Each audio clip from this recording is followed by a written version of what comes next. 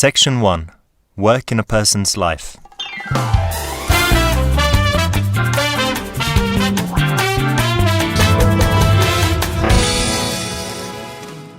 Unit 1. People in business. In class listening, women mean business. What It Takes is the title of a revealing book based on interviews with 100 of America's most successful businesswomen. Michelle and David went to Los Angeles and spoke to the book's authors, Anita Rowe and Lee Garden-Schwartz. David asked Anita to describe the factors of success. The first of the factors is what we call magnificent obsession, and that's absolutely being passionate and loving what you do. The second one is being four-wheel driven, and that talks about the drive and the motivation and the need and the desire to achieve.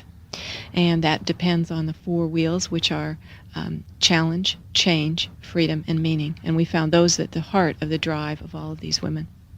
The third is mega vision, and that means having a huge vision and seeing possibilities every place, and then having what we call chutzpah, the guts, to make this happen, to take risks.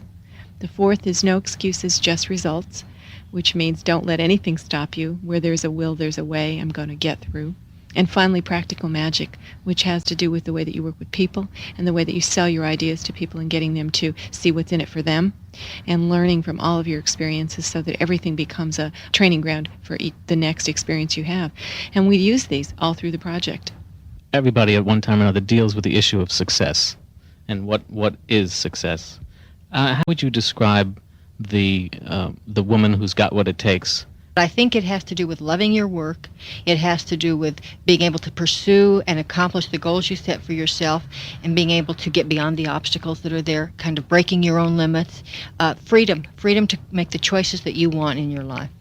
What were the qualities and what were the stories that you found most interesting and most unsuspecting?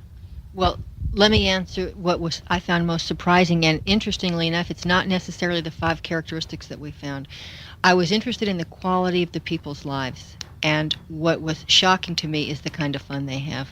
And their lives are so full. We were just shocked at the places they put their energy. You sometimes think they had to be up 25 hours a day or 48 hours a day just to put their energy in all the places. That was real shocking to me, that their lives had such breadth and such joy, and that they were so full of energy and enthusiasm.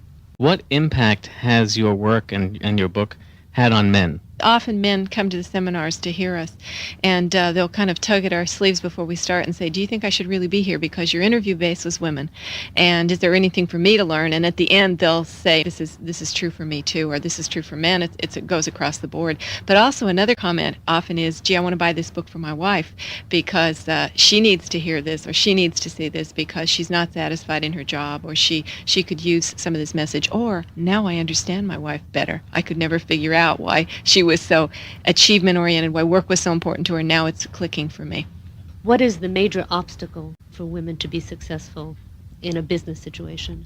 The obstacles varied, but I would say that with them there were no obstacles. For example, gender could have been an obstacle. It was. There were some really kind of archaic examples of ill treatment, and it didn't matter. The women got beyond them anyway. There were people who had polio, people who were orphaned young. There were all kinds of problems that people had. One woman was raising children while she was on welfare and her husband was in prison. The obstacles ranged from everything you could imagine, and the point is, they didn't let themselves be stopped. They just said, look, everybody's got something to deal with, and if you want to be successful, you check out the lay of the land, you learn the game, and you play by the rules, and you get ahead, and you just don't let things stop you.